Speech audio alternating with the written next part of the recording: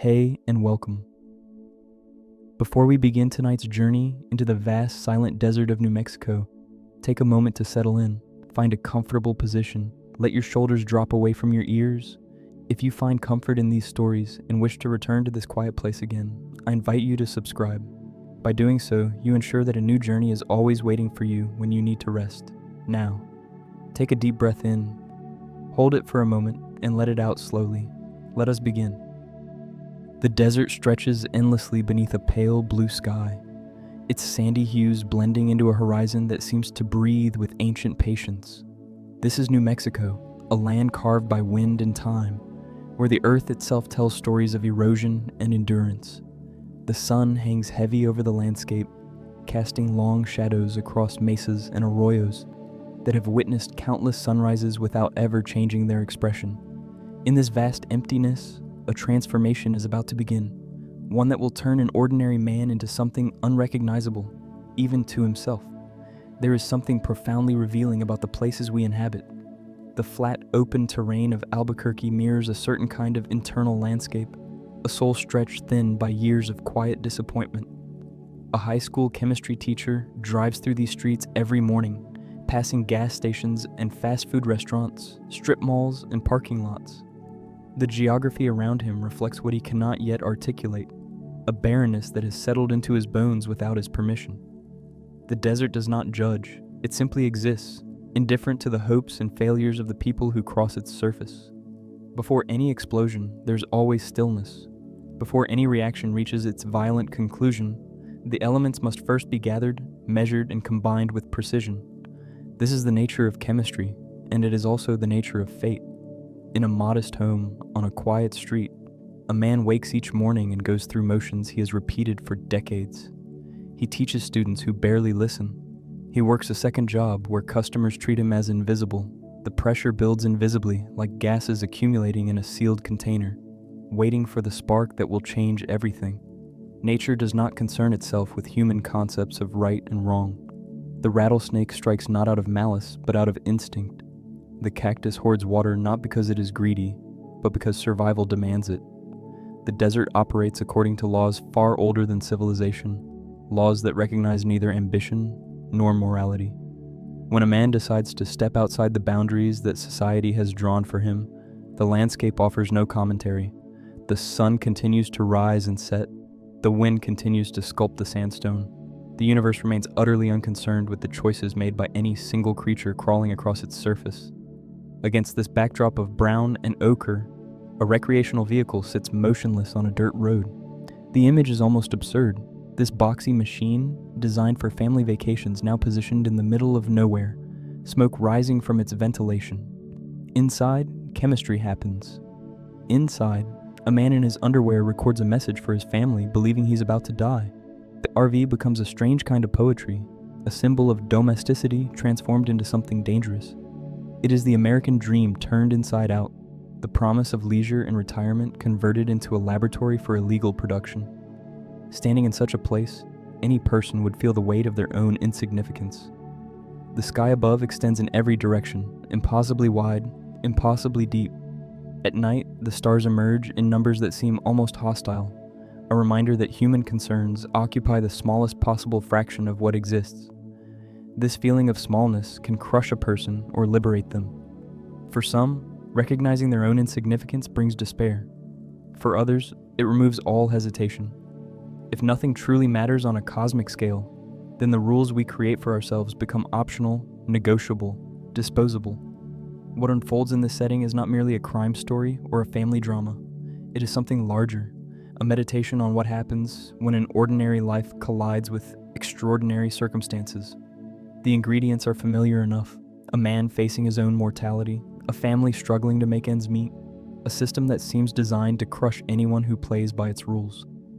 Yet when these elements combine in this particular landscape, under this particular sun, the result is something unprecedented. A modern tragedy begins to take shape, its roots reaching deep into the American soil. A cough that will not go away, a shortness of breath that arrives uninvited during the simplest tasks. The body sends its warnings in whispers at first, small signals that something has gone wrong deep inside. For months, perhaps years, these messages go unheard, dismissed as the ordinary complaints of aging. Then comes the moment in the doctor's office, the sterile room with its fluorescent lighting and anatomical posters, where words are spoken that change everything. Inoperable, stage 3, the average survival time, measured not in decades but in months. In that instant, the future collapses into a narrow corridor with a visible end. When a person learns that death has begun its final approach, the trivial concerns of daily life suddenly reveal themselves as absurd. The faculty meeting scheduled for next Tuesday, the car payment due at the end of the month, the neighbor's complaint about the lawn, all of it dissolves into meaninglessness. What remains is raw and essential. A wife sleeping beside you who will soon become a widow. A son whose college education exists only as a hope, not a guarantee. A daughter not yet born who will never know her father's voice. The diagnosis acts like acid, stripping away the accumulated layers of social expectation to expose the vulnerable core beneath. For 50 years, a man can move through existence as though watching it through glass. He follows the path laid out for him by parents, teachers, employers, and society at large. He earns degrees, takes jobs, pays taxes, mows lawns, attends parent-teacher conferences. He does what is expected and receives in return a life that feels borrowed rather than owned. Then illness arrives like a hammer shattering that glass, and suddenly he finds himself standing in the middle of his own existence for the first time. The shift from observer to participant happens in a single heartbeat. The question is no longer how to survive another day, but what to do with the days that remain. Terror has a strange way of waking people up. The comfortable numbness that carries most of us through our routines cannot survive contact with the genuine mortal threat. When a man realizes that the entity he has been running from his entire life has finally caught up with him, something remarkable can happen. The fog lifts, the colors sharpen, every meal tastes different, every conversation carries weight it never had before. Fear, which we spend our lives trying to avoid, becomes the very thing that makes us finally pay attention. The sleepwalker opens his eyes and discovers he has been dreaming for decades. There's a particular kind of clarity that comes only when the end becomes visible. Priorities rearrange themselves with brutal efficiency. The promotion that once seemed so important now appears as what it always was, a meaningless title attached to a slightly larger paycheck. The grudges carried for years suddenly feel too heavy to hold any longer. The things left unsaid demand to be spoken. The things left undone demand to be attempted. This clarity is both gift and curse, for it illuminates not only what matters, but also how much time was wasted on what did not. A dying man counts backward through his years and wonders where they all went. What does it mean to leave something behind? For most of history, ordinary people left behind children who carried their blood into future generations. They left behind small farms, modest homes, perhaps a few stories passed down around evening fires. The modern world offers different measures of legacy, bank accounts, insurance policies, retirement funds, all the financial instruments designed to convert a lifetime of labor into security for those who remain. A man staring at his own death begins to calculate obsessively. How much is enough? How can decades of underpaid work possibly translate into a future for his family? The math refuses to cooperate, and desperation begins to whisper alternatives. The universe operates according to laws that no human petition can alter. Cells divide according to genetic instructions that neither prayers nor bargains can override. The tumor grows because that is what tumors do, mindless and mechanical, obeying biological imperatives that care nothing for the host they inhabit. Against this indifferent machinery, a man begins to seek control wherever he can find it. If he cannot control the disease, perhaps he can control its consequences. If he cannot extend his own life, perhaps he can extend his influence beyond it. The need for control becomes a kind of madness, driving choices that would have seemed unthinkable only weeks before. And somewhere in the back of his mind, a different identity begins to stir, one that has been waiting patiently for permission to emerge. A teacher stands before a classroom of disinterested teenagers, chalk dust on his fingers, equations scrawled across the blackboard behind him. He speaks words that most of his students will forget before the bell rings, yet the words themselves contain profound truth. Chemistry, he explains, is the study of matter, but that definition misses the deeper point. What chemistry really studies is change. It examines how one substance becomes another, how bonds form and break, how energy transfers from one system to the next. Every reaction tells a story of transformation, and transformation is the only constant in a universe that refuses to stand still. From the moment of conception until the final breath, every living creature exists in a state of continuous alteration. Cells multiply and die, bones lengthen and then begin their slow surrender to gravity.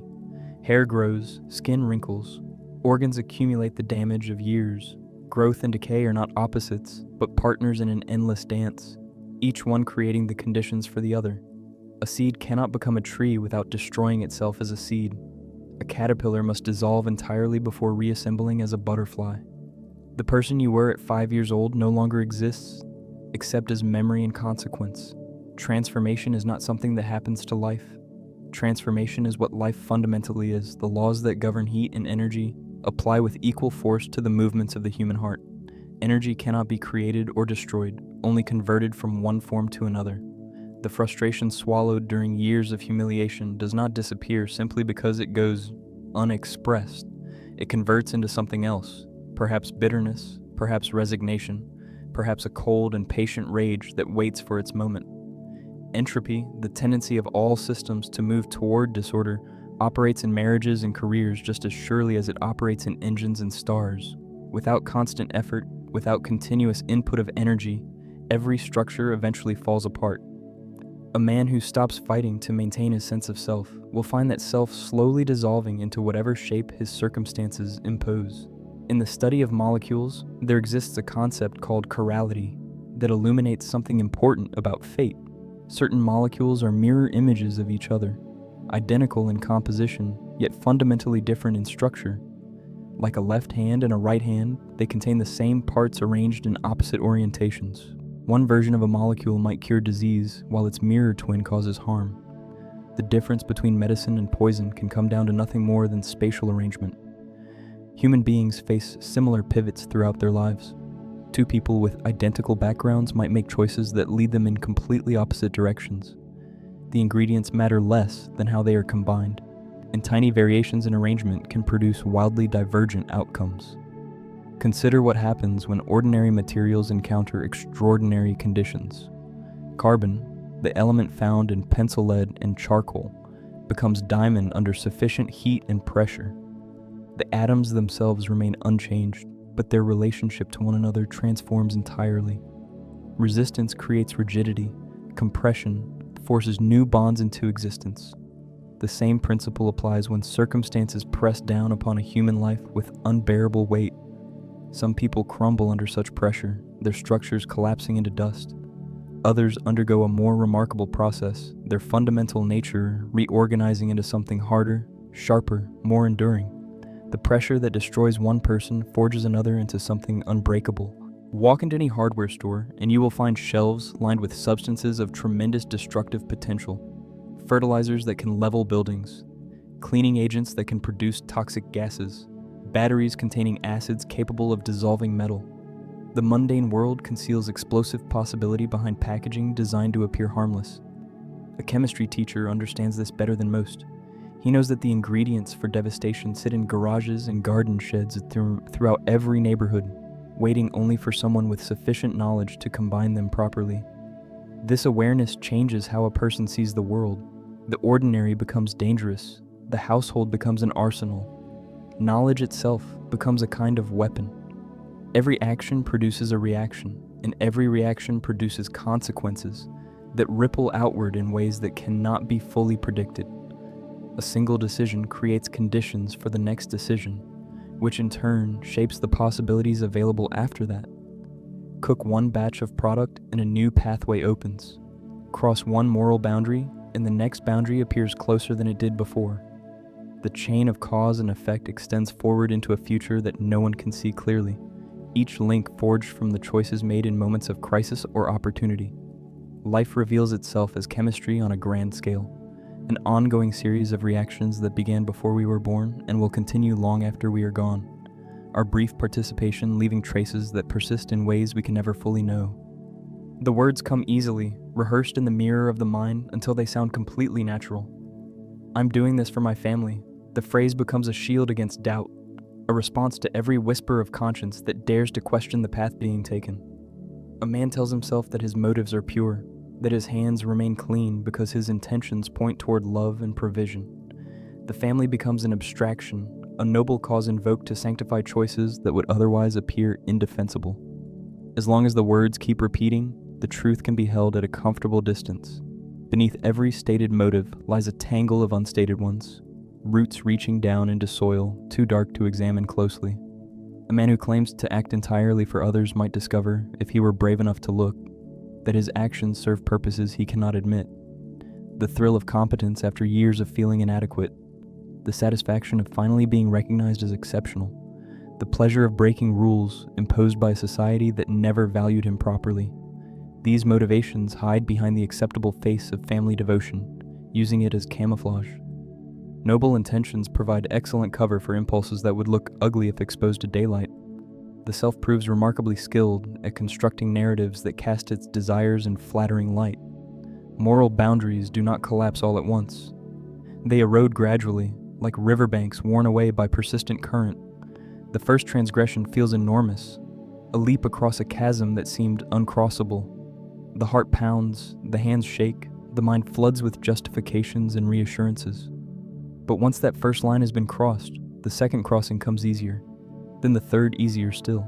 Each small compromise prepares the ground for the next, until actions that would have seemed monstrous at the beginning now appear merely practical. A man looks back at where he started and cannot quite remember how he traveled so far from that point. The distance accumulated in increments too small to notice individually, yet the sum total represents a journey into territory he once believed he would never enter. There exists a dangerous form of reasoning that permits almost anything. If the outcome is good enough, the logic goes, then the method of achieving it becomes irrelevant.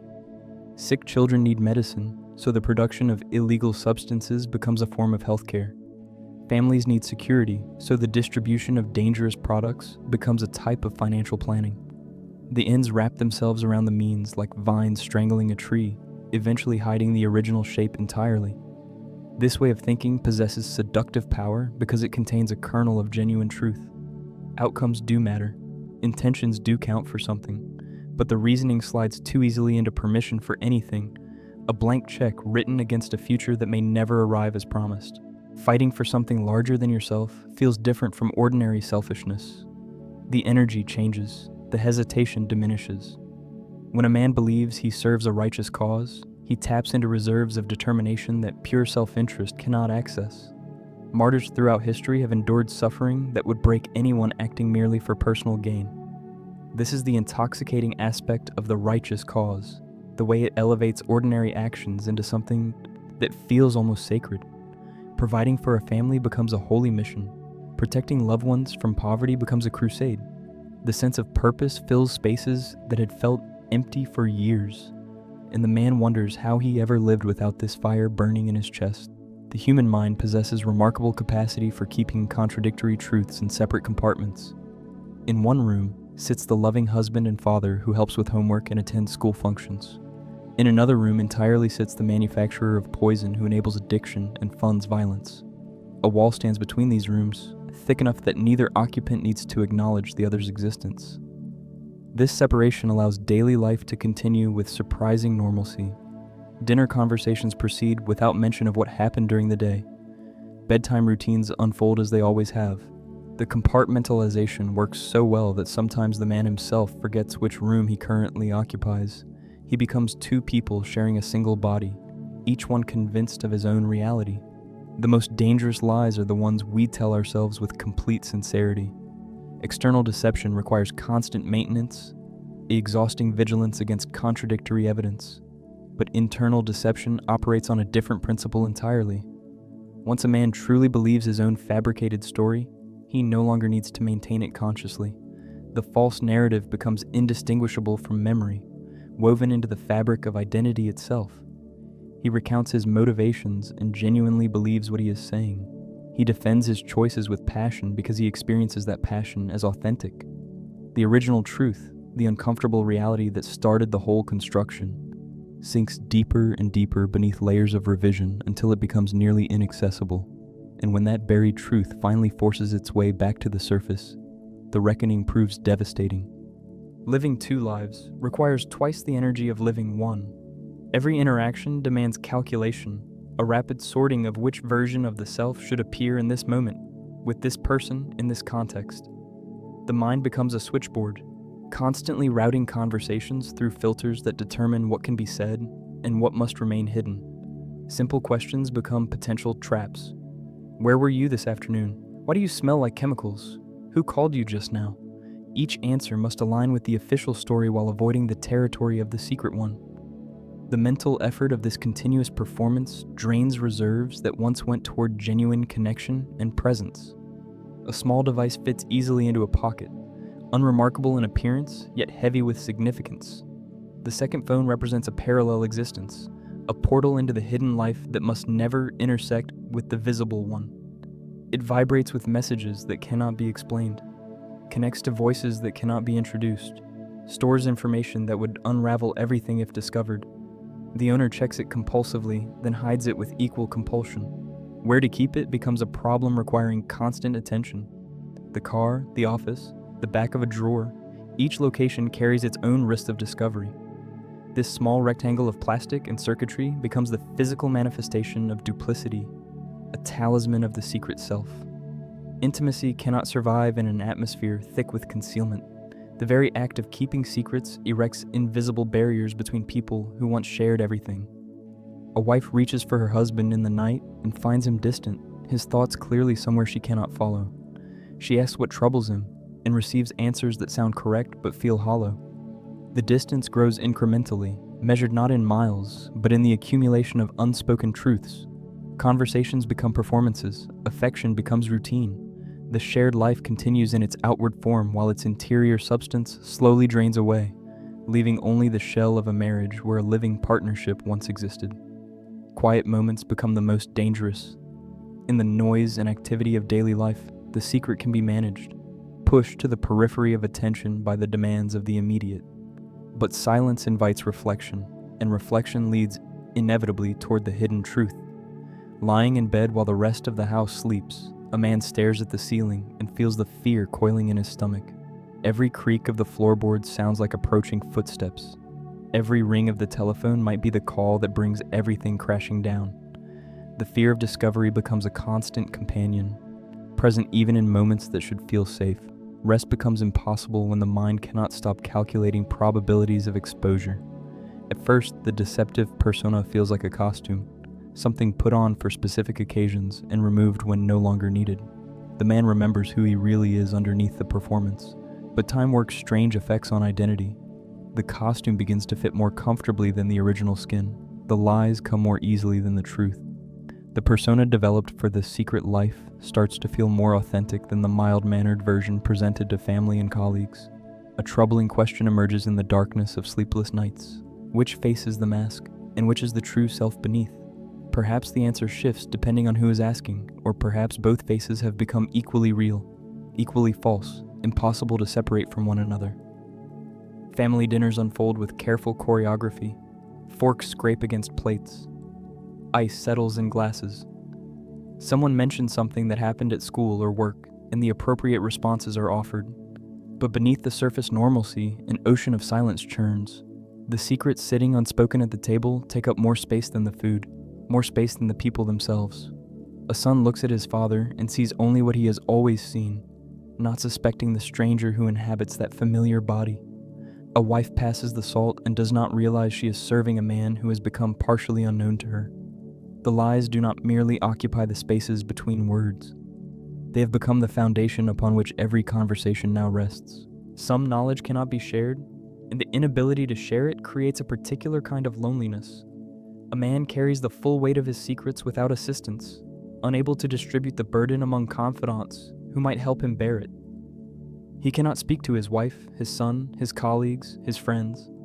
The isolation compounds itself with each passing day, each new development adding to a load that grows heavier, without any possibility of relief. In crowded rooms, he stands alone with his knowledge. In intimate conversations, he remains fundamentally separate. The truth has become a prison cell built for one occupant, and he has locked himself inside it with no clear path to release. Among all the figures caught in this widening spiral of consequence, one stands apart as something different from the rest. A young man with restless eyes and a vocabulary built from street corners and skate parks became entangled in a web not entirely of his own making. Former student turned unlikely partner, he carries within him a capacity for feeling that his circumstances constantly punish.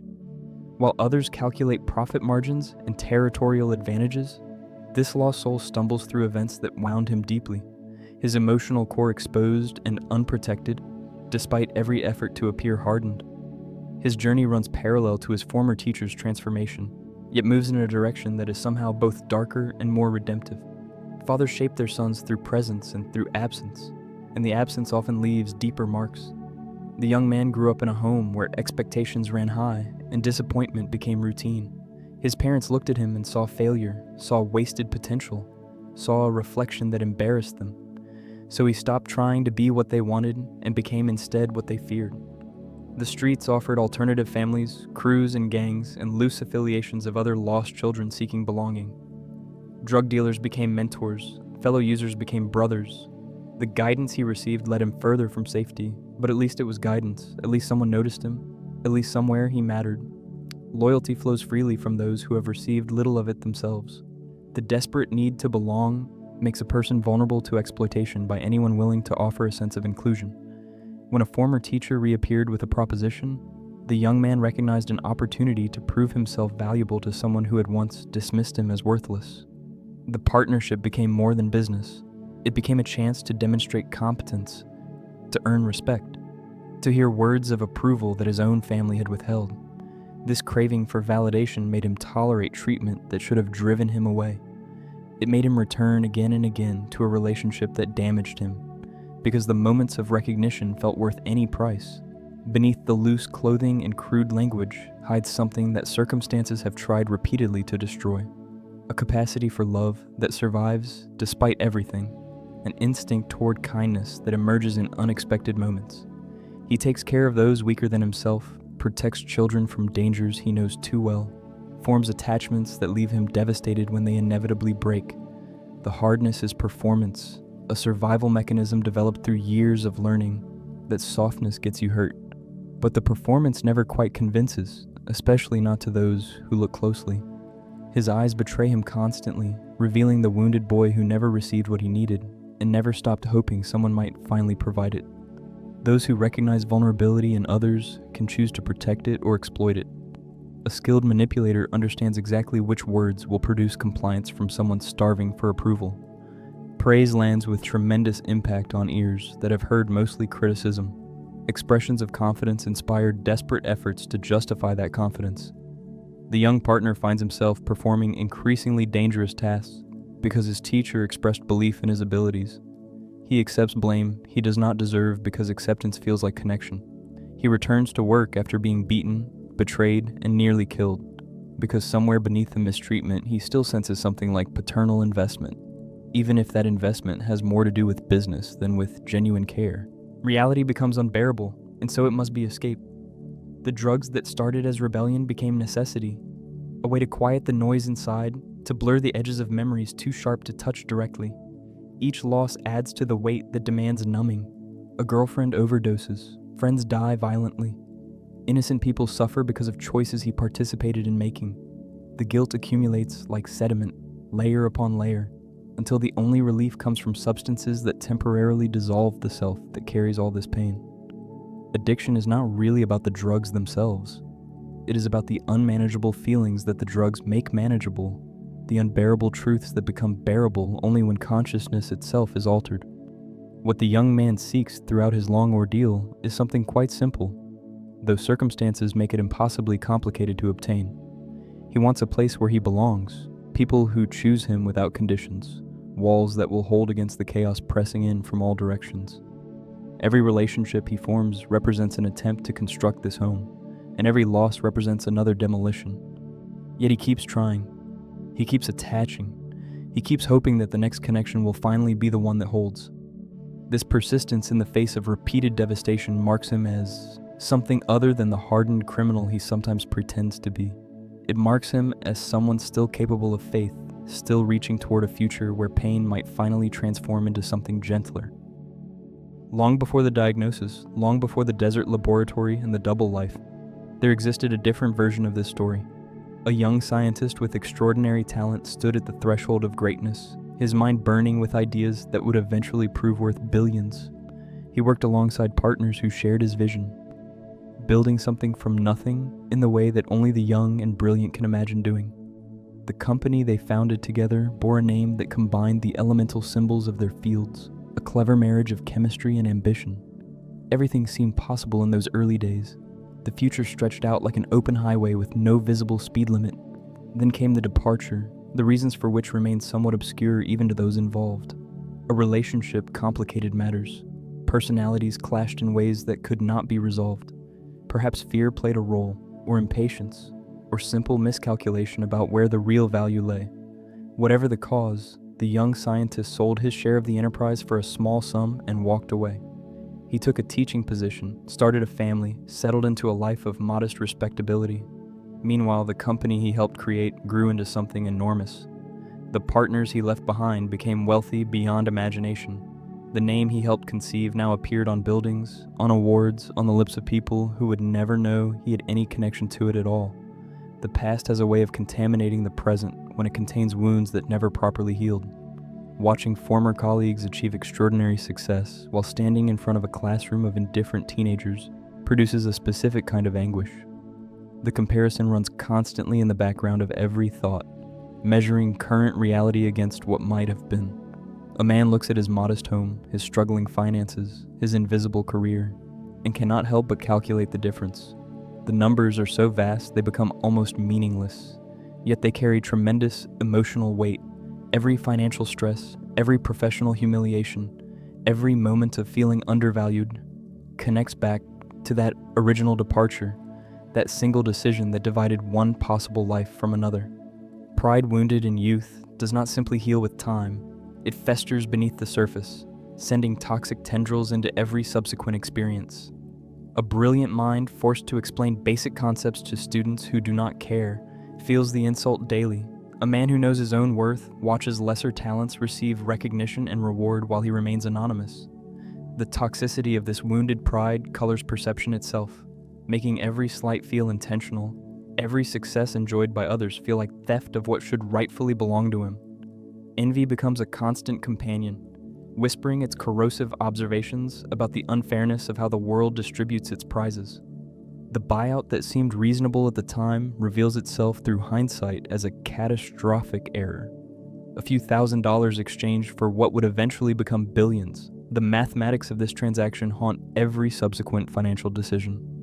Working a second job at a car wash to make ends meet while former partners vacation on private islands represents a cosmic injustice that no amount of rational acceptance can neutralize. The man did not simply leave money on the table. He left an entire identity, a version of himself that would have commanded respect, wielded influence, and never had to worry about medical bills or college tuition. He sold his potential for a fraction of its worth, and the receipt burns in his pocket every single day. Resentment requires no dramatic incident to flourish. It grows quietly in the dark, feeding on small disappointments and daily indignities, compounding like interest over years and decades. A chance encounter with former colleagues at a party becomes a wound that takes weeks to stop bleeding. A news article about the company's latest innovation sends waves of bitterness through an otherwise ordinary afternoon. The resentment does not announce itself through explosive outbursts. It works more subtly, shaping responses to unrelated situations, coloring interactions with people who have nothing to do with its original cause. Over time, it becomes so woven into the fabric of personality that distinguishing it from the self becomes nearly impossible. Somewhere deep inside lives the conviction that greatness was stolen rather than simply missed. The world made a mistake in how it distributed outcomes. Talent deserved recognition it never received. Hard work should have produced rewards it never generated.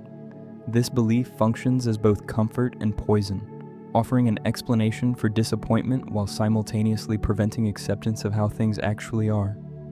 A man who believes the world owes him something feels justified in taking what he was denied. The chemistry teacher who should have been a titan of industry looks at the empire he might have built and decides, perhaps unconsciously at first, to construct a different kind of empire entirely. The road not taken haunts him until he resolves to forge a new road, one that leads toward the recognition he always deserved. The criminal underworld does not operate according to the rules that govern legitimate business. This lesson arrives with brutal clarity when a new player attempts to enter an established market. Initial successes in production mean nothing without distribution, and distribution requires partnerships with people who have clawed their way to power through methods that textbooks never describe. The first major contact with this world comes in the form of a man whose unpredictability defines his every interaction. Muscles twitch beneath skin stretched tight with chemical stimulation. Eyes dart with an energy that suggests violence is never more than a heartbeat away. Conversations with such a person follow no logical pattern, lurching from friendliness to fury without warning or apparent cause. A scientific mind approaches problems with certain assumptions. Effects follow causes in predictable ways. Variables can be identified, measured, and controlled. Experiments produce reproducible results when conditions remain consistent. These assumptions serve brilliantly in laboratories, but collapse entirely when applied to human beings, whose brain chemistry has been altered beyond any reasonable baseline. Facing a volatile distributor across a junkyard desk, the chemistry teacher attempts to negotiate using reason and mutual benefit. The response comes not in words, but in sudden violence, a beating administered for reasons that remain unclear even after it ends. Intelligence offers no protection against someone operating outside the boundaries of rational calculation. Randomness terrifies those who have built their identities around the ability to predict and control outcomes. A violent outburst triggered by nothing perceptible shatters the illusion that careful planning can guarantee safety.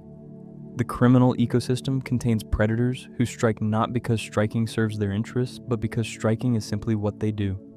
One day brings enthusiastic partnership and generous payment. The next brings accusations and beatings based on paranoid fantasies with no connection to reality. Navigating this environment requires skills that no academic training provides, instincts that must be developed through exposure to situations where a single wrong word might mean death. The carefully constructed plans that seemed so clever in conception meet reality and immediately begin to fall apart. A scheme to eliminate a dangerous partner runs into complications no one anticipated. A delivery scheduled for a specific time and place gets disrupted by factors beyond anyone's control. The chess moves calculated several steps in advance become meaningless when the opponent decides to flip the board entirely. Each adjustment to the plan requires further adjustments until the original strategy becomes unrecognizable. The teacher who once commanded his classroom with quiet authority finds himself constantly reacting to circumstances he never anticipated, scrambling to survive situations that his careful mind cannot adequately process. Plans possess a certain fragility that only becomes apparent when they encounter the resistant material of the actual world. A blueprint for a building looks perfect on paper, but must contend with soil composition, weather patterns, and the limitations of available materials. A strategy for navigating criminal territory looks brilliant in conception, but must contend with addiction, paranoia, greed, and the 1,000 other human factors that no model can fully capture. The gap between planning and execution widens with each new venture, each new partnership, each new attempt to impose order on an essentially chaotic system. Flexibility becomes more valuable than foresight. The ability to improvise matters more than the ability to predict. In legitimate society, various currencies purchase various goods. Money buys products. Credentials buy employment. Reputation buys trust. The underground economy operates with a different medium of exchange entirely. Fear purchases cooperation more reliably than cash. The willingness to inflict harm secures agreements that contracts could never enforce. A man entering this world must learn to speak its language, must develop the capacity to project menace even when feeling terrified inside. The transformation begins awkwardly. A suburban chemistry teacher attempting to intimidate career criminals with improvised explosives and desperate bravado. Yet necessity proves an effective instructor, and the student learns more quickly than anyone might have predicted. Survival in extreme circumstances sometimes comes down to nothing more than luck. A gun misfires. An enemy looks the wrong direction at the crucial moment. A random event intervenes at precisely the instant when intervention makes the difference between life and death. Looking back at narrow escapes, a man might attribute his survival to cleverness or skill. But honest reflection reveals how much depended on factors entirely beyond his control. The skin of the teeth is thin indeed, and the margin between continuation and termination proves far narrower than comfortable reflection would prefer to acknowledge. Each survival adds to a growing sense that perhaps the universe intends something specific, that luck itself might be a form of destiny. This interpretation, whether accurate or not, provides the psychological foundation necessary to keep moving forward into ever more dangerous territory. After the chaos of unpredictable violence comes something entirely different, a figure who represents the opposite extreme of criminal behavior. A fast food restaurant owner moves through his establishment with the precision of a surgeon, adjusting napkin dispensers and inspecting floor tiles for imperfections. His uniform is always immaculate, his smile always calibrated to project warmth without excess familiarity. Employees receive clear instructions delivered in measured tones. Customers experience service so consistent it borders on mechanical. Everything about this man suggests control, order, and the absolute suppression of anything that might disrupt the smooth functioning of his enterprise. Meeting him feels like encountering a different species entirely from the erratic distributor who came before. The most effective camouflage does not attempt to become invisible. Instead, it becomes so perfectly ordinary that attention slides away without finding anything to grip. A businessman who sponsors law enforcement charity events, who speaks at community gatherings, who shakes hands with local politicians while cameras flash, creates an image so thoroughly respectable that suspicion cannot find purchase. The hiding happens not through concealment, but through aggressive display of precisely the opposite qualities one might expect from a criminal mastermind. Meticulous attention to legitimate operations provides cover for illegitimate ones. The community sees a generous employer, a careful manager, a model citizen whose success story reflects well on everyone around him. What lies beneath this surface remains invisible precisely because the surface is so thoroughly polished. Two approaches to the same illegal industry reveal fundamentally different philosophies of operation. One burns hot with emotional intensity, making decisions based on impulse and paranoia, leaving wreckage wherever it moves. The other runs cold with mechanical efficiency, making decisions based on calculation and long-term strategy, cleaning up messes before they have a chance to spread. The contrast illuminates something important about the nature of success in dangerous endeavors. Passion creates memorable moments, but also creates liability. Calculation lacks excitement, but produces sustainable outcomes. A teacher trained to appreciate precision recognizes immediately which approach aligns more naturally with his own temperament. The cold path appeals to the scientific mind far more than the hot one ever could. Running a criminal enterprise requires the same emotional detachment that running any enterprise requires, only more so. Sentiment leads to poor decisions. Attachment creates vulnerabilities that competitors can exploit. The successful operator learns to view every relationship through the lens of utility, measuring what each person provides against what they cost. This does not mean cruelty for its own sake. It means something perhaps more disturbing. Kindness and cruelty both deployed as tools toward business objectives, neither one more authentic than the other. The capacity to order someone's death while maintaining the same calm expression used when ordering inventory represents a particular kind of achievement, one that most people could never accomplish and should probably never attempt. Politeness can function as a weapon more effective than any blade. A man who never raises his voice forces his listeners to lean in, to pay closer attention, to grant greater weight to words delivered without emphasis. Threats communicated through implication rather than declaration carry more menace than explicit promises of violence. The monster who maintains perfect manners throughout every interaction creates a cognitive dissonance that destabilizes everyone around him. Victims cannot reconcile the courtesy they receive with the harm they know this person is capable of inflicting. The gap between presentation and reality generates a fear more profound than any shouting or physical intimidation could produce. Civility becomes a mask behind which anything might lurk. Every day follows the same pattern, each activity occurring at its appointed time, each interaction following its established script. Morning inspections of the restaurant, afternoon meetings with suppliers and distributors, evening review of accounts and projections. The routine creates a structure so rigid that deviation becomes immediately noticeable, which means deviation rarely occurs. This discipline serves multiple purposes simultaneously. It maximizes efficiency by eliminating the friction of constant decision-making. It provides cover by establishing patterns that appear entirely innocent. It also suppresses whatever internal turmoil might otherwise demand attention, channeling all available energy toward external objectives rather than internal processing. The man behind the routine may contain depths of feeling that no one ever sees, but the routine ensures those depths remain permanently submerged. What the public sees and what exists in private occupy separate universes that never intersect. The philanthropist who donates to hospitals maintains facilities where violence is administered with clinical precision. The employer who treats his workers with fairness operates supply chains built on intimidation and murder. The citizen who cooperates cheerfully with law enforcement stands at the center of a web that law enforcement has spent years trying unsuccessfully to penetrate.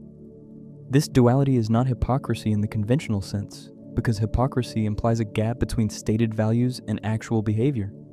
The duality runs deeper than that, representing two fully realized identities that somehow coexist within a single body, each one complete in itself, neither one reducible to the other.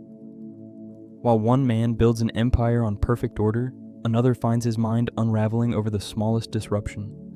Deep beneath the earth, in a laboratory built to specifications that would satisfy the most demanding pharmaceutical standards, a single insect becomes the focus of obsessive attention.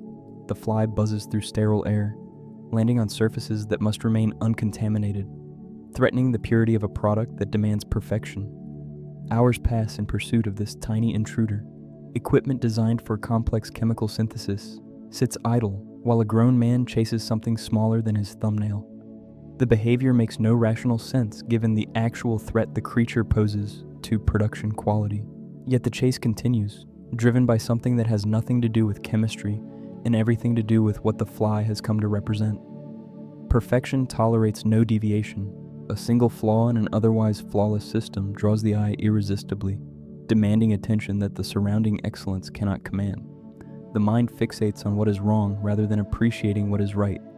A batch that reaches acceptable purity levels still falls short of the standard that pride requires. A process that functions adequately still contains inefficiencies that a perfectionist cannot ignore. This fixation on the single imperfection amplifies its significance beyond all reasonable proportion. The fly becomes enormous in psychological terms, blotting out everything else, transforming a minor nuisance into an existential threat. The obsession reveals more about the observer than about the thing observed. What buzzes in the background of every waking moment is not an insect, but something far more persistent. The faces of those who have died because of choices made accumulate in memory, each one demanding acknowledgement that daily activity refuses to provide. A young man watched his girlfriend choke on her own vomit while help stood inches away, deliberately withheld. A child rode his bicycle into the wrong place at the wrong time and paid with everything he had. The collateral damage of the enterprise extends in every direction, touching lives that had no connection to the business itself. These deaths generate a noise that ordinary thought cannot silence, a buzzing that penetrates every quiet moment, every attempt at rest, every illusion of normalcy. No amount of filtration can remove all impurities from any system. The laboratory may feature airlocks and positive pressure and surfaces scrubbed to clinical standards, yet contamination finds its way in regardless. A human body carries millions of microorganisms that no sterilization protocol can completely eliminate. The air itself contains particles that settle invisibly on every exposed surface. Pursuing absolute purity leads only to madness, because absolute purity exists nowhere in the physical world. The same principle applies to moral accounting. Once certain thresholds have been crossed, no subsequent action can restore the pristine state that existed before. The contamination has occurred. It cannot be reversed, only managed, acknowledged, or denied. The body requires rest that the mind refuses to permit. Night after night, the ceiling receives the stare of eyes that cannot close, thoughts racing through circuits that should have powered down hours ago. Sleep deprivation produces effects that compound with each passing day. Judgment deteriorates. Emotional regulation fails. The boundary between rational thought and something darker grows increasingly permeable. A man who once prided himself on intellectual precision finds that precision slipping away. replaced by fixations and impulses that his rested self would recognize as symptoms rather than valid concerns. The fly hunt represents this deterioration made visible, reason dissolving into compulsion that serves no practical purpose whatsoever. Carrying secrets creates pressure that seeks release through any available opening. The desire to confess builds like steam in a sealed vessel, testing every seam for weakness. A man finds himself speaking around the truth, circling it in conversations that make his listener uncomfortable without quite understanding why. The almost confession becomes a recurring pattern, words approaching the forbidden territory before veering away at the last moment. The relief that full disclosure would bring tempts constantly, promising an end to the exhausting vigilance that secrecy requires. Just saying the words out loud, just letting someone else carry part of the weight, just stopping the relentless buzzing for even a moment becomes almost irresistibly attractive. The product that emerges from the laboratory may achieve remarkable chemical purity, but the process that creates it leaves stains that no amount of washing can remove. Hands that have prepared lethal substances carry an invisible residue. A mind that has calculated acceptable losses contains thoughts that will never fully dissolve. The spiritual contamination spreads through every compartment of life, seeping beneath the walls erected to contain it. A man may successfully separate his activities into categories that prevent direct contact, but the contamination does not respect those boundaries. It travels through dreams, through unguarded moments, through the gap between what a person does and what a person tells himself about what he does. The fly continues buzzing long after the laboratory lights go dark. She did not ask for any of this. A wife and mother going about the ordinary business of running a household begins to notice small inconsistencies that accumulate into undeniable patterns.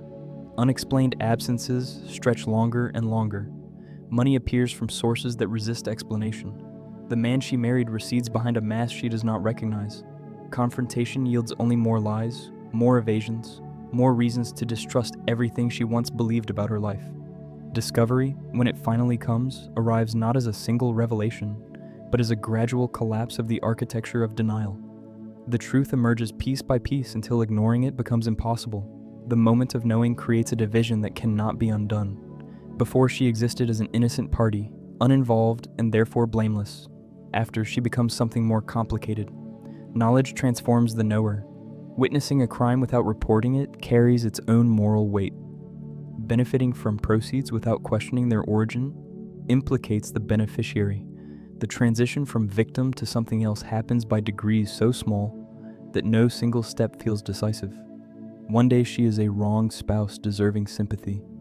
Another day she is helping count cash and devise strategies for concealment. The line between these positions blurs until locating it precisely becomes impossible. Maternal instinct operates according to its own logic, one that does not always align with conventional morality. When threatened, a mother calculates options using criteria that prioritize the safety of her children above all other considerations. The calculus that emerges from this prioritization can justify actions that would otherwise seem indefensible. If exposing the truth would destroy the family, perhaps the truth must remain hidden. If participating in concealment provides resources that the children need, perhaps participation becomes acceptable. The nest must be protected, and protection sometimes requires measures that would horrify the protector under different circumstances. Love and pragmatism combine into decisions that satisfy neither fully, but serve survival effectively. Knowing what others do not know creates isolation that compounds itself over time. She cannot speak to her sister, her friends, her colleagues about what actually occupies her thoughts. Every conversation requires filtering. Every interaction involves management of information that could unravel everything if released. The loneliness of this position defies easy description. Surrounded by people who care about her, she remains fundamentally alone with knowledge that separates her from all of them. The weight presses down without anyone available to help carry it. Reaching out would mean implicating others in what she knows, spreading the contamination to people who might prefer to remain ignorant. The human mind possesses remarkable facility for constructing justifications that transform questionable actions into reasonable ones. The money funds college education. The secrecy preserves a home that would otherwise shatter. The cooperation maintains stability for children too young to understand what instability would mean. Each rationalization connects to genuine concerns, genuine values, genuine love for the people who would suffer if the structure collapsed. These are not entirely false narratives. They contain real truth woven together with convenient omission. The result is a story that allows continuation, that permits another day of participation, that postpones the reckoning that honesty would immediately demand. Children need food and shelter and security. Medical bills demand payment regardless of where payment originates. The mortgage company does not ask questions about the source of monthly deposits. A mother facing these realities makes choices that a philosopher in an armchair might find easy to condemn.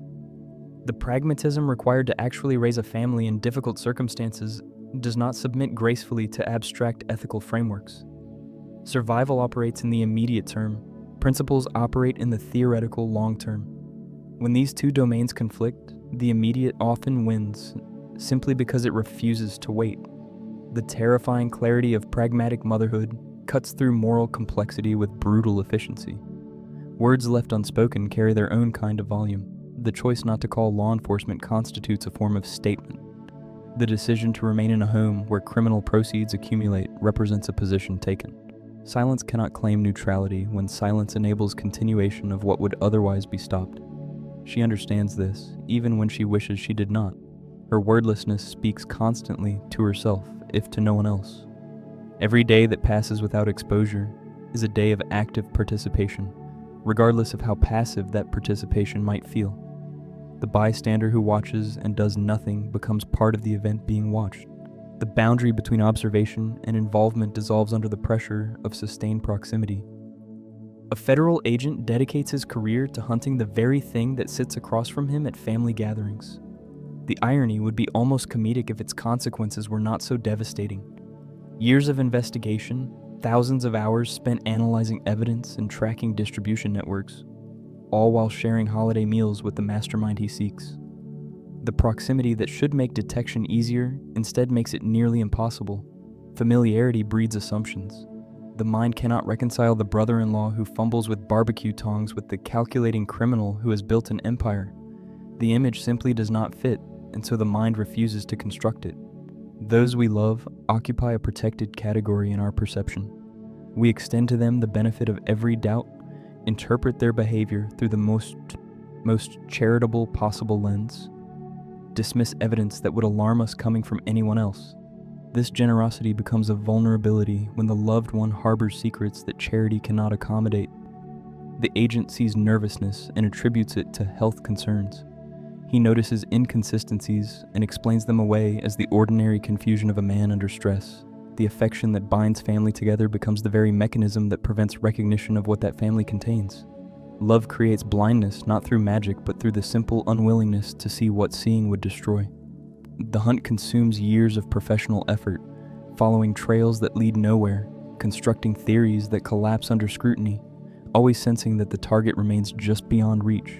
The shadowy figure, known only by a pseudonym, becomes an obsession, a white whale pursued across jurisdictions and through countless dead ends. The hunter develops a grudging respect for his quarry, an appreciation for the intelligence that keeps evading capture. Never does he suspect that the shadow he chases could be cast by someone so close that suspicion never thinks to look there. The archetype of the determined pursuer becomes tragic when the pursued turns out to share his own dinner table. Strength must be performed constantly, especially by those whose profession demands it. An agent of law enforcement cannot admit to fear, cannot acknowledge doubt, cannot show the cracks that violence has opened in his psychological foundation. The masculine ideal requires projection of confidence regardless of what churns beneath the surface. So the trauma of shootings and near-death experiences gets compressed into compartments that refuse to stay sealed. The body rebels against what the mind will not acknowledge. Physical symptoms emerge to express what words are forbidden to say. The protector who saves others discovers he cannot save himself from what protecting has cost him. Exposure to violence leaves marks that do not appear on the skin. An ambush in the desert, bodies falling around him while bullets cut the air, imprints itself in neural pathways that fire without warning. A parking lot becomes a potential kill zone. A crowded shopping center transforms into an environment requiring tactical assessment. The hypervigilance that keeps an officer alive in dangerous situations refuses to deactivate when danger passes. The mind remains locked in combat readiness, exhausting the body that carries it. The strong protector returns home and cannot explain why his hands shake over dinner, why sudden sounds make him reach for a weapon that should stay holstered. To trust completely is to expose oneself completely. An agent who trusts his family to be what they appear to be lowers defenses that professional training otherwise maintains. This trust becomes the avenue through which betrayal eventually walks. It reveals that trust itself has been exploited, that the faith placed in family bonds has been weaponized against the very person who offered it most freely. The devastation of this discovery exceeds anything that catching an ordinary criminal could produce. The wound is not professional but personal, striking at the foundations of identity itself. The body possesses its own honesty that the conscious mind sometimes lacks. Panic arrives without permission, heart racing and lungs refusing to fill, in moments that present no obvious threat. These episodes carry messages that their sufferer struggles to decode. Something is wrong. Something the mind has classified as manageable has exceeded manageable limits. Wreckage falls from a cloudless sky over a quiet suburban neighborhood. Charred debris scatters across lawns and rooftops, landing in swimming pools and driveways with no warning whatsoever. A teddy bear drifts downward, one button eye melted, pink fur scorched black along one side. It settles into the water of a backyard pool while homeowners emerge in confusion, staring upward at smoke trails they cannot explain. Somewhere high above, two aircraft have collided, spilling passengers and cargo across miles of airspace. The disaster makes national news. Investigators begin the long process of determining cause. The number of dead climbs into the hundreds. The chain of causation extends backward through links that no investigation will ever fully trace. An air traffic controller sits at his station with eyes that cannot focus, a mind shattered by grief so fresh it has not yet found its shape. His daughter died recently, and the circumstances of that death remain too painful to examine directly. He should not be working. He should be home, processing loss, surrounded by people who might help carry the weight. Instead, he stares at screens displaying aircraft positions, and in one critical moment, his attention fails. Two blips converge. Alarms sound too late. The sky fills with fire that will rain down on strangers who never knew his daughter existed. A young woman overdoses in an apartment because help that could have saved her was deliberately withheld. Her father, destroyed by this loss, returns to work before his mind has healed. His negligence brings down two aircraft filled with innocent travelers. The passengers aboard those planes leave behind families who will grieve without ever understanding the true origins of their loss. Each of those grieving families contains individuals whose altered behavior will affect others in ways that ripple outward endlessly. The connections extend in every direction, invisible threads linking the original choice to consequences that span continents and generations. One moment of deliberate inaction becomes a stone dropped into a pond whose edges cannot be found. Numbers offer a kind of comfort to those seeking to avoid personal responsibility. Statistics describe probability in terms that feel abstract, removed from individual agency. Thousands die in accidents every year. Planes crash for many reasons, most of them mechanical or meteorological. The odds that any particular death could be traced to any particular decision seem vanishingly small when expressed mathematically. This numerical reasoning provides a shelter that moral reasoning cannot breach. The man who chose not to intervene during an overdose did not intend for aircraft to collide. The causal chain required too many intermediate steps to generate direct accountability. Yet the connection exists regardless of whether it can be legally established or emotionally accepted. Looking up at the falling debris carries a weight that defies rational analysis. Somewhere in that rain of wreckage are objects that belonged to human beings who woke that morning with no awareness that this would be their final day. Somewhere in that smoke were people with plans and relationships and unrealized potential. All of it ended in a moment of fiery convergence. The witness on the ground cannot unsee what he watches falling. The teddy bear floating in the pool becomes a symbol that will never fully release its grip on his imagination. The sky that should represent openness and possibility now demonstrates how quickly everything can come crashing down. No person exists in isolation, though the illusion of separateness persists with remarkable tenacity. Every action generates consequences that propagate outward through networks of connection too complex to map. A harsh word spoken to a stranger affects the stranger's subsequent interactions. A kindness extended unexpectedly creates ripples of kindness in its wake. The same principle operates at much larger scales when the initial action carries sufficient force. Suffering breeds suffering. Violence generates violence. Neglect enables catastrophes that the neglectful party never imagined possible. The interconnectedness of human existence means that responsibility cannot be cleanly contained within individual boundaries. The desire to control outcomes runs deep in human psychology, yet control proves largely illusory when examined honestly. Choices can be made, actions can be taken, but the results of those choices and actions depend on factors that lie entirely beyond individual determination. A man can choose to let a young woman die, but he cannot choose what her father does with that grief. He cannot choose which flights operate on which schedules, which controllers work which shifts, which passengers board which planes. The fallout escapes the grasp of those who initiated the sequence. Accepting this limitation requires a humility that ambition constantly undermines. The sky full of debris demonstrates what happens when fallout exceeds all boundaries of anticipation. To survive the weight of such consequences, a man must become someone else entirely. A name carries power that its bearer does not always anticipate. The chemistry teacher chose his alias from the physicist who articulated uncertainty itself, an irony that deepens with each passing chapter of this transformation. What began as a disguise gradually became something more substantial. The alias developed its own reputation, its own mythology, its own gravity that pulled the man wearing it further from the person he had been. Two identities now occupied the same body, and the balance between them shifted inexorably toward the one that commanded fear rather than pity. The quiet educator receded. The figure who demanded respect through the quality of his product and the ruthlessness of his methods advanced. Insecurity leaves a void that demands filling. A lifetime of feeling overlooked, undervalued, and dismissed creates a hunger that ordinary success cannot satisfy. When recognition finally arrives, even in a form that cannot be publicly acknowledged, it feeds something that has starved for decades. The ego expands to occupy all available space, growing larger with each demonstration of superiority. Competitors fall away. Power possesses an addictive quality that rivals any chemical substance. The capacity to influence events, to determine outcomes, to watch others respond to your decisions creates sensations that the brain rewards with its most potent chemistry. A man who has experienced powerlessness for most of his adult life discovers that power feels extraordinary. He finds himself seeking larger demonstrations of his own significance, grander stages on which to perform his competence.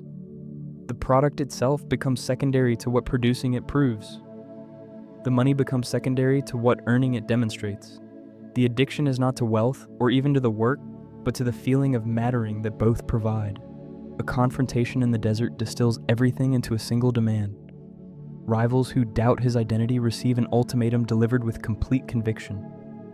Say my name. The words carry the weight of everything that preceded them, every humiliation absorbed and every triumph achieved. Hearing the alias spoken aloud by men who fear its bearer produces a satisfaction that approaches the transcendent. This moment represents the culmination of a journey from invisibility to notoriety, from dismissal to domination. The man who spent decades being overlooked now commands acknowledgement from dangerous people who would prefer to deny it. The recognition tastes sweeter than any legitimate achievement ever could. Brilliance often carries a companion flaw that undermines its advantages. The same intelligence that solves complex problems can convince itself that all problems yield to sufficient cleverness.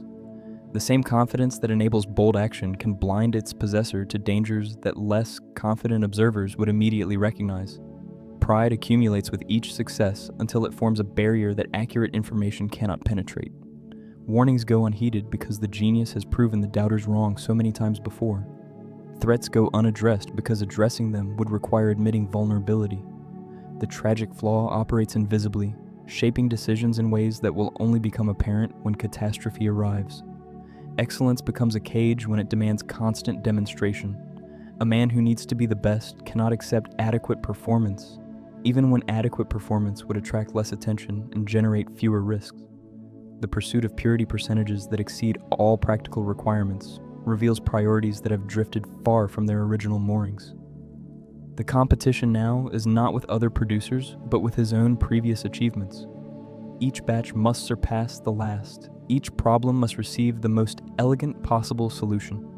This relentless drive toward perfection serves ego rather than enterprise, and serving ego eventually conflicts with serving survival. The empire built through years of careful work becomes a structure that its builder cannot exit. Partners depend on continued production. Distributors require continued supply. The machinery assembled with such effort cannot simply be switched off without consequences that extend in every direction. Success has created obligations that success must continue to meet. The builder looks at what he has constructed and realizes that he has built walls around himself, even while believing he was building pathways outward. The prison of his own making does not announce itself as a prison. It presents itself as achievement, as validation, as everything he ever wanted. Only gradually does the architecture reveal its true nature. The plan possesses an elegance that borders on artistry. A freight train carrying thousands of gallons of precursor chemical must be stopped without anyone realizing it has been robbed. The scheme requires precise timing, specialized equipment, and coordination among people whose trust in one another remains fragile at best. Every variable has been calculated, every contingency has been addressed. The audacity of the concept appeals to something beyond mere practicality, satisfying a need for demonstration that practical necessity alone cannot explain. This is not simply a theft. This is a statement about what becomes possible when sufficient intelligence applies itself to seemingly impossible problems. Execution unfolds with the beauty of machinery functioning exactly as designed. A truck stalls on the tracks at the calculated moment. The train stops where it must stop. Hoses connect, pumps engage, and liquid flows from one container to another while the engineer waits impatiently for the obstruction to clear. Everything works. The margins prove adequate. The impossible caper achieves its objective with seconds to spare. The train pulling away with its crew none the wiser about what has been taken from beneath their feet. The participants emerge from their hiding places and allow themselves to feel what they have accomplished. Grins spread across faces, hands clasp in congratulation. For one shining moment, victory tastes pure. Then a child appears on a dirt bike, emerging from the desert with the terrible timing that only reality can produce. He has witnessed something he should not have seen. His young face registers confusion rather than fear, not yet understanding the significance of what his presence represents. The celebration freezes, the grins dissolve. What follows happens with a swiftness that prevents intervention, a single gunshot from a partner whose calculations about acceptable risk differ dramatically from everyone else's. The boy falls. The dirt bike tips onto its side. The silence that follows contains the weight of everything that has just changed. Childhood carries associations of potential, of futures not yet written, of directions that could lead anywhere.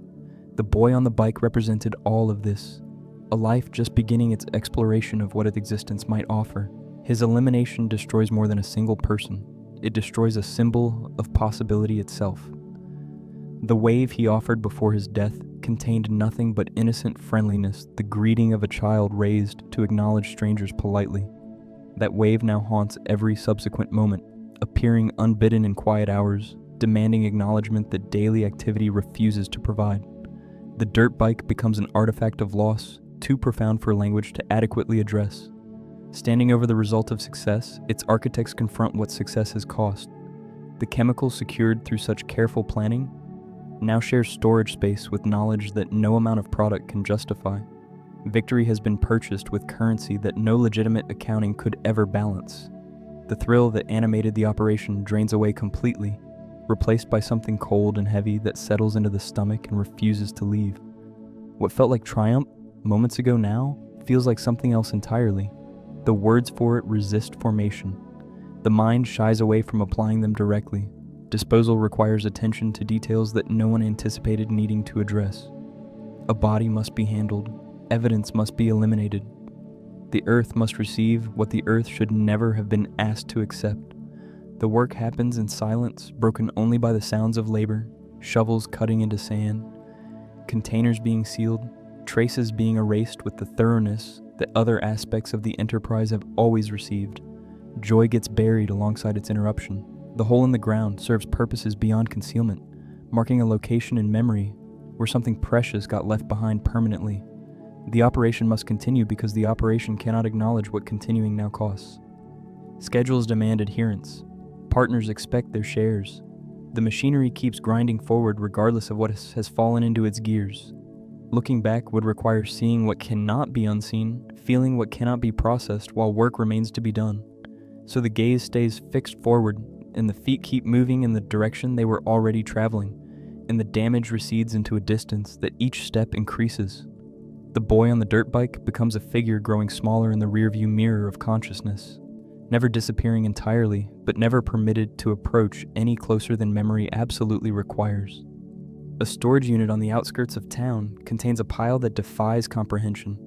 Stacks of currency rise from floor to ceiling, bundled and wrapped and accumulated beyond any reasonable ability to count.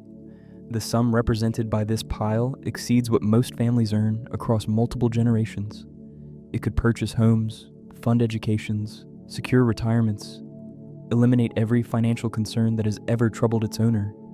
Yet it sits in darkness behind a rolling metal door, visited occasionally by the man who built it, serving no purpose other than physical evidence that the enterprise has succeeded beyond all original projections.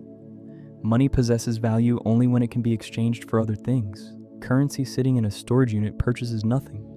It cannot be deposited without triggering investigations. It cannot be spent in quantities that would attract attention. It cannot be invested or grown or converted into the legitimate assets that would allow its owner to actually enjoy what it represents. The abstraction of wealth has reached its logical endpoint, a mountain of paper that functions as a monument rather than a resource. The man who risked everything to secure his family's future now possesses a future he cannot access, trapped behind barriers that the money itself created. Every enterprise requires an exit, a point at which the operator can step away and enjoy what has been built. This principle applies to legitimate businesses and illegitimate ones alike.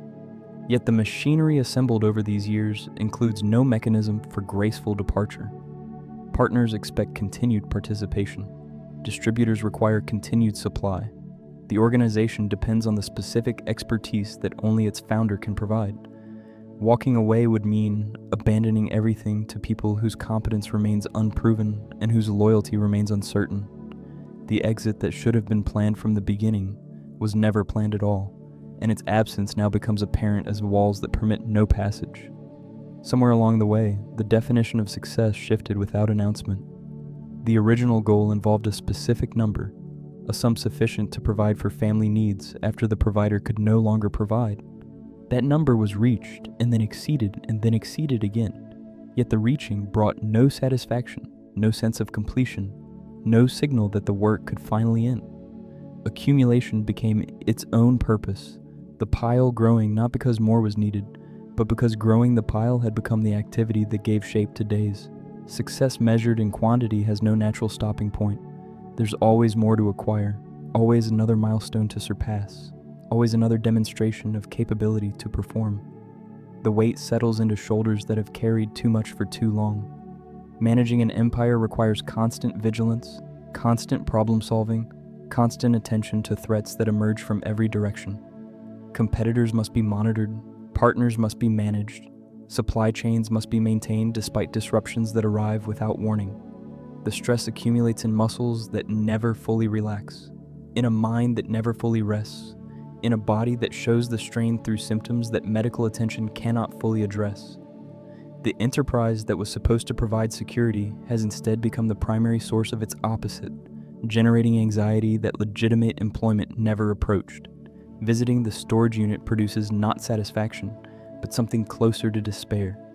The pile represents everything and enables nothing. It cannot buy back the relationships damaged by its acquisition. It cannot restore the health sacrificed in its accumulation. It cannot purchase the peace that its owner has not felt since the entire endeavor began. Looking at the money produces exhaustion rather than pride, a weariness that penetrates beyond the physical into something more fundamental. The pile has grown, but its grower has shrunk, diminished by the process of building something that cannot actually be enjoyed. The paradox completes itself in the quiet darkness of the storage unit. A man who has everything he thought he wanted discovers that wanting and having operate according to different principles entirely. Possession fails to deliver the satisfaction that pursuit promised. Achievement fails to fill the void that motivated the achieving. The empire that was supposed to prove his worth has instead consumed the self whose worth was supposed to be proven. He stands alone in front of more money than he could spend in several lifetimes, and the standing feels like imprisonment rather than liberation. That everything he holds amounts to nothing he can actually use. An ancient poem describes a traveler encountering the ruins of a statue in an empty desert. The pedestal bears an inscription from a king long dead, commanding all who pass to look upon his works and tremble at their magnificence. Yet nothing remains of those works except sand stretching to every horizon. The sculptor captured the arrogance perfectly in the stone face, the sneer of cold command that once terrified subjects into submission. Now that face lies half buried, and the empire it ruled has vanished so completely that not even its name survives. The poem serves as meditation on the fate that awaits all monuments, all kingdoms, all human attempts to construct permanence from materials that time will eventually claim. Everything collapses at once, the careful separations between worlds proving inadequate against the pressure that has been building for so long. The brother-in-law who hunted shadows finally sees what stood in plain sight all along. The confrontation that follows leaves no room for denial or negotiation. Evidence accumulates into an avalanche that buries every possible escape route. The hunter becomes certain of his quarry, and the quarry recognizes that certainty in eyes that once held only familial affection. The partnership between pursuer and pursued, maintained unknowingly across countless family dinners, shatters into fragments that can never be reassembled. What follows will be war, and war permits no innocent bystanders. The family that was supposed to be protected discovers instead that it has been destroyed. A wife confronts the full scope of what her husband has become and finds no remaining ground on which reconciliation could stand.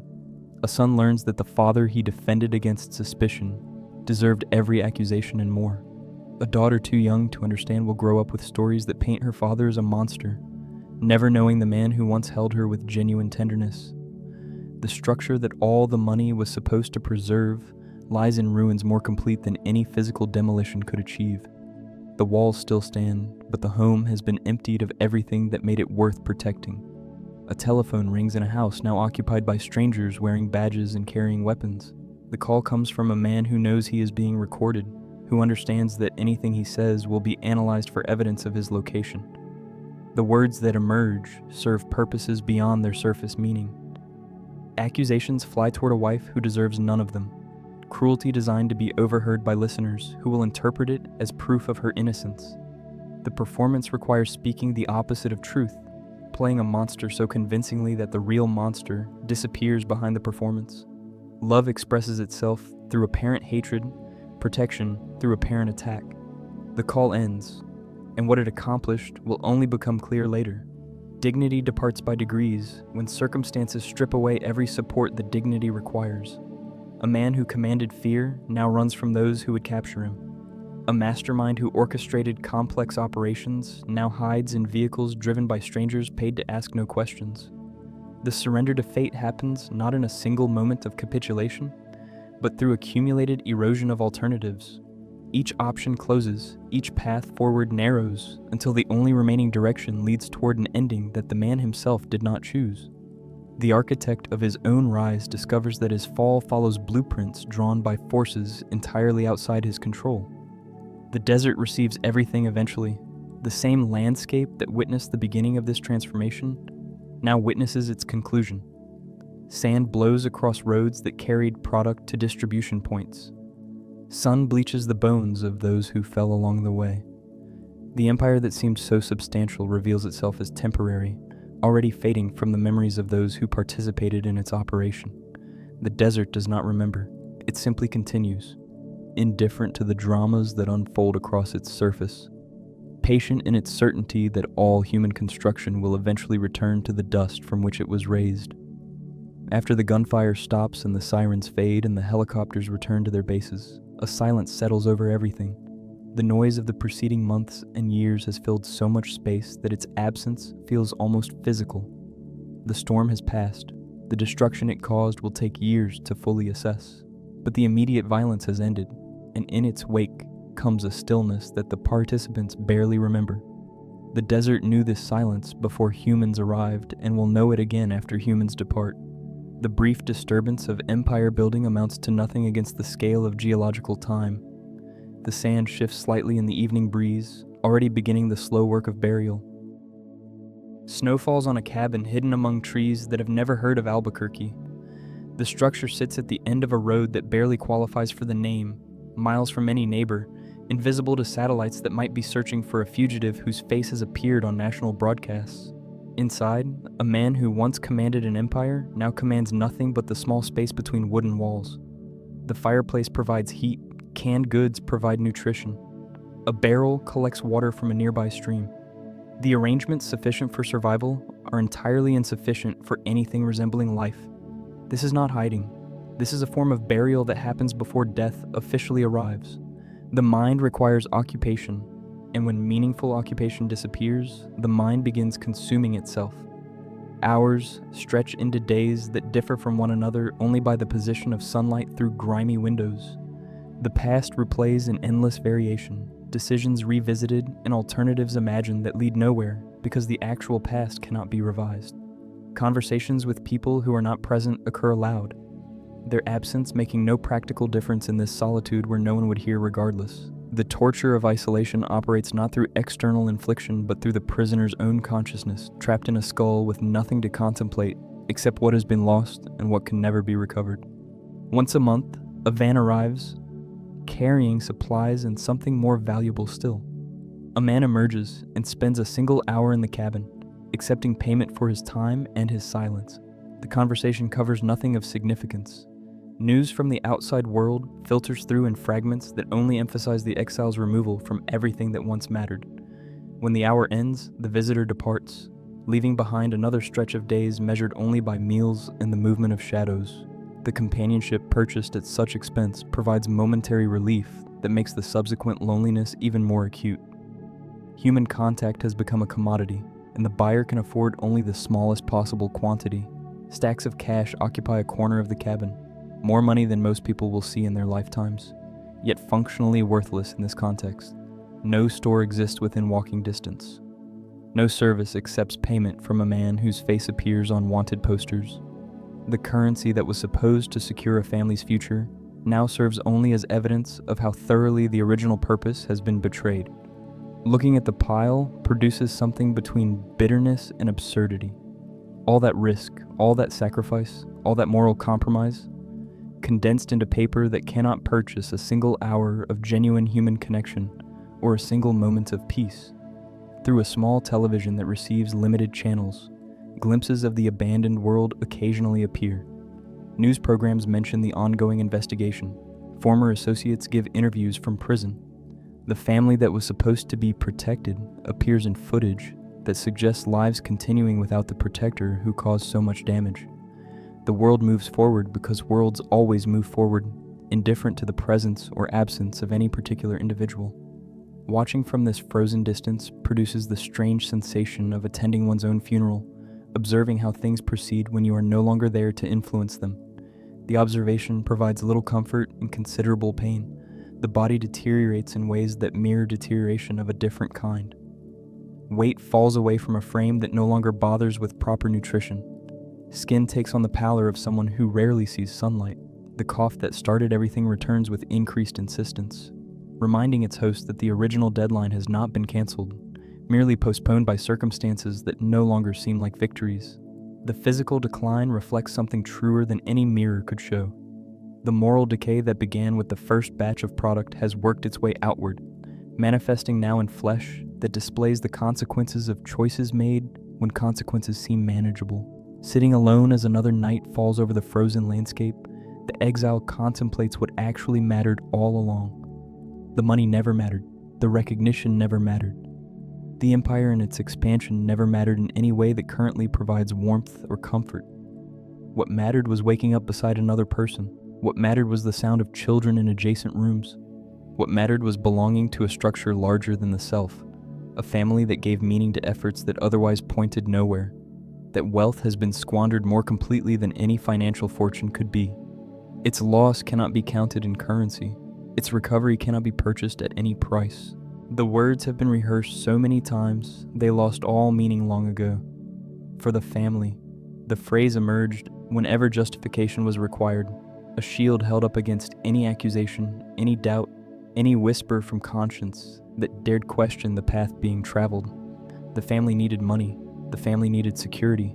The family needed a future that an underpaid teacher could never provide through legitimate means. The explanation made sense. The explanation satisfied listeners when listeners bothered to ask. The explanation even satisfied its speaker, at least during those hours when self-examination could be successfully avoided. But explanations are not the same as truth, and the time for explanations has finally passed. A kitchen holds two people who once shared everything, and now share almost nothing except history and pain. The woman standing near the counter has heard every version of the story, every justification, every attempt to frame destruction as protection. She no longer believes any of it, and her disbelief has hardened into something that mere words cannot penetrate. The man standing across from her understands that this will be their final conversation, that whatever gets said in this room will be the last thing said between them. The weight of that finality presses down on both, demanding something more substantial than the comfortable fictions that have sustained communication until now. The admission emerges not as confession forced by interrogation, but as gift offered freely at last. I did it for me. The words drop into the silence between them and change the entire shape of what preceded them. Every previous explanation is retroactively revised by this acknowledgement. The noble father sacrificing himself for his family disappears, replaced by something more complicated and more honest. The lie that protected the liar from himself finally dissolves, leaving behind a truth that should have been spoken long ago. I liked it, I was good at it, and I was alive. The liberation of speaking these words aloud after years of suppression produces a sensation almost physical in its intensity. Self-actualization carries connotations of growth and fulfillment, of becoming the best version of oneself through effort and intention. The concept appears in motivational literature and personal development seminars, always framed as something positive to pursue. Yet the dark twin of this concept lurks beneath its sunny surface. Becoming fully oneself might mean becoming something terrible. Actualizing potential might mean actualizing potential for harm. The man standing in the kitchen has become the best version of himself, if best is measured by competence and capability, rather than by kindness or morality. The chemist achieved mastery. The strategist outmaneuvered opponents. The builder constructed an empire. The self that emerged from this actualization simply happened to be a self that destroyed everything it was supposed to protect. Accepting one's nature requires abandoning the comforting illusion that one's nature is other than it actually is. The mild-mannered teacher was never fully real. The devoted family man contained something else that circumstances merely brought to the surface. The monster did not arrive from outside, but emerged from within, called forth by pressure and opportunity, and the permission that mortality provided. Standing at the end of everything, the man can finally see himself without the filters that self-deception maintains. What he sees is neither hero nor victim, but something more ordinary and more disturbing.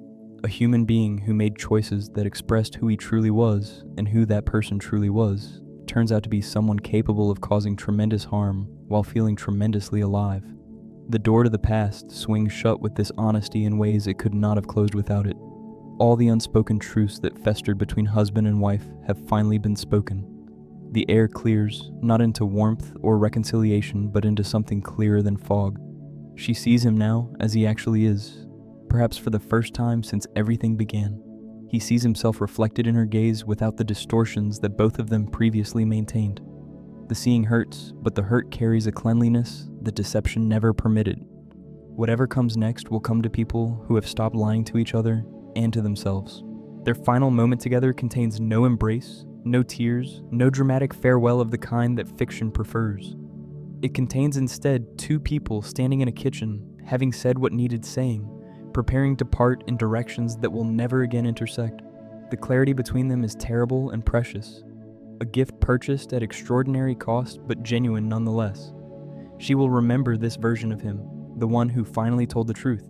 He will carry her face with him into whatever remains, the face of someone who finally heard what she needed to hear, even though hearing it confirmed losses that nothing can ever restore. The return begins with the quiet purchase of a vehicle that will carry its driver across state lines without attracting attention.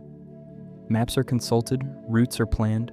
The precision that characterized the best work now applies itself to this final journey, each step calculated to maximize probability of reaching destinations that must be reached before the body finally fails. The disease that started everything has continued its patient work throughout the exile, and its progress cannot be ignored much longer. What remains of time must be spent carefully, allocated to tasks that have accumulated during months of powerless observation. The list is not long, but every item on it matters. Money that could not be spent in a frozen cabin can still reach the people it was always meant to protect. The challenge lies in delivery, in ensuring that funds arrive without tainting their recipients with association to their source. Former colleagues who achieved legitimate success present an unexpected opportunity. Through manipulation that relies on their ignorance of being manipulated, arrangements take shape that will channel resources toward a son and daughter whose father can never openly provide for them again. The irony does not escape notice. The empire that destroyed the family will fund the family's future, laundered through the very people whose success once generated such corrosive envy. The bitterness of this arrangement mingles with satisfaction that the original goal, however corrupted its pursuit became, will finally be achieved. A workshop in the desert holds components that will be assembled into something elegant in its lethality. The same mind that once synthesized compounds of remarkable purity now engineers a device of remarkable efficiency.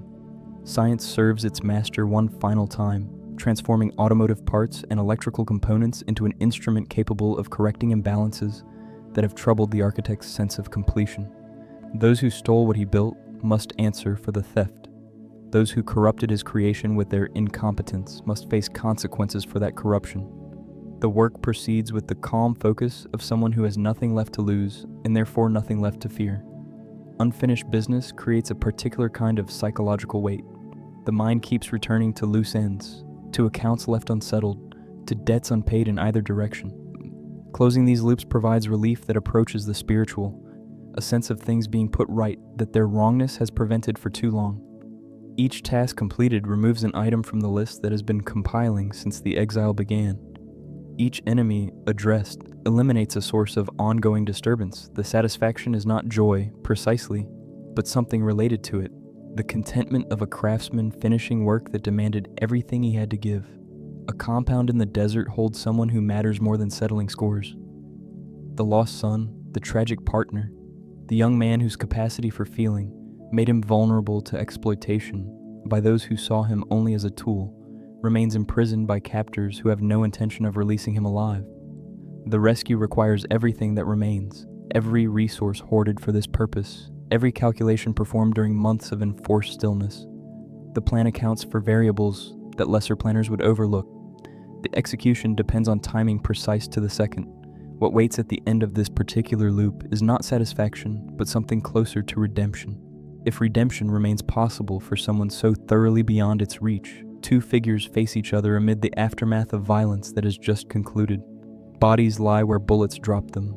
Blood pools on concrete floors.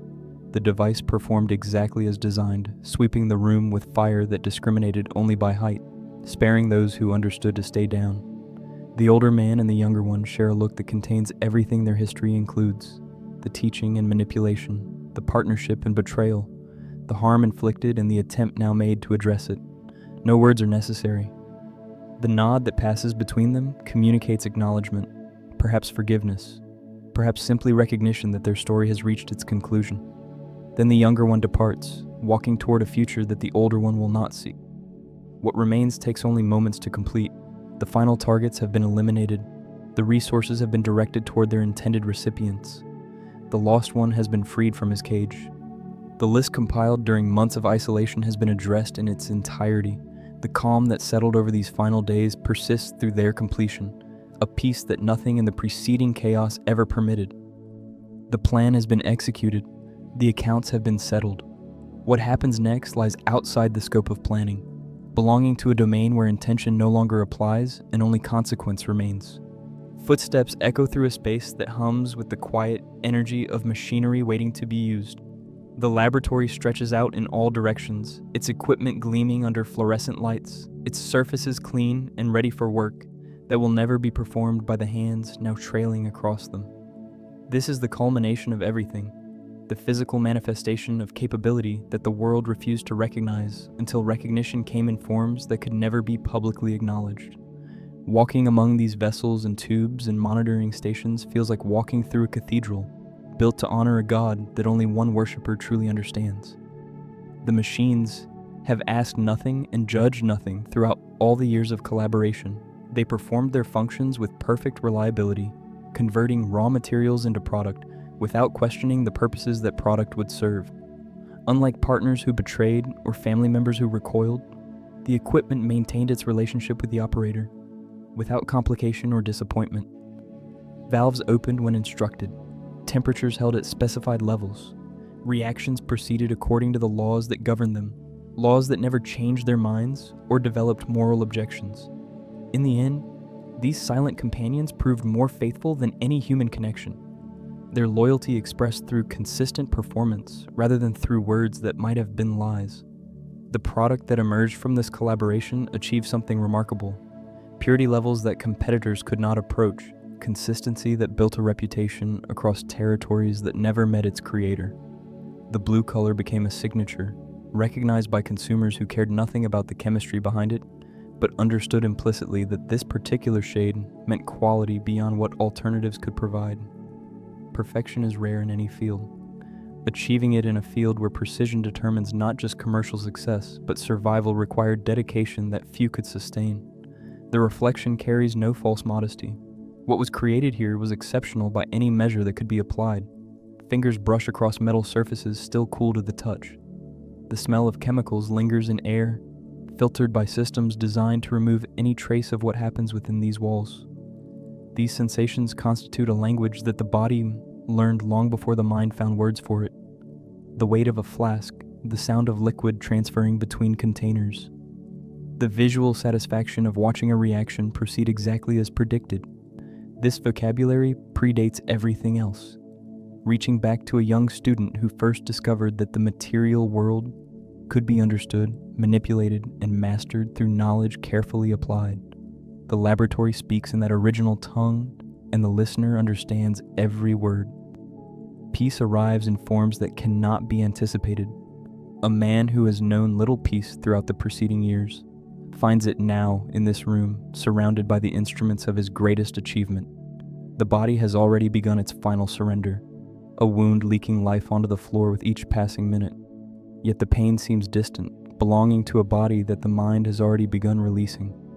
What fills the awareness instead is something like completion, a sense that the essential work has been done, and that resting now is not defeat, but simply the natural conclusion of effort that demanded everything. The place of greatest competence becomes the place of final rest, which carries a rightness that nothing else could provide. The perspective rises as if lifted by invisible hands, ascending through the ceiling that is no ceiling, pulling back from the figure now lying still among his machines. The laboratory shrinks below, becoming first a building and then a point of light in a larger landscape that spreads toward every horizon. The desert reasserts itself, its vast indifference absorbing the small drama that has just concluded into a silence that has lasted for millennia and will last for millennia more. Whatever significance the preceding events held for those who participated in them, the land itself remains unmoved, unchanged, unconcerned with the temporary disturbances that humans create upon its surface. The story ends where it began, in empty space beneath an empty sky. The wind continues its patient work of erosion, reshaping rocks that were ancient when humans first walked across this terrain. Stars emerge as darkness falls, the same stars that shone over conquests and collapses throughout all of recorded history, indifferent to each one. The silence that settles over the desert is not the silence of ending, but the silence of continuation. The quiet that exists between chapters in a narrative far longer than any single life. Somewhere in that silence, the echo of what transpired fades gradually into nothing, leaving only the land, only the sky, only the endless patience of a world that was never watching in the first place.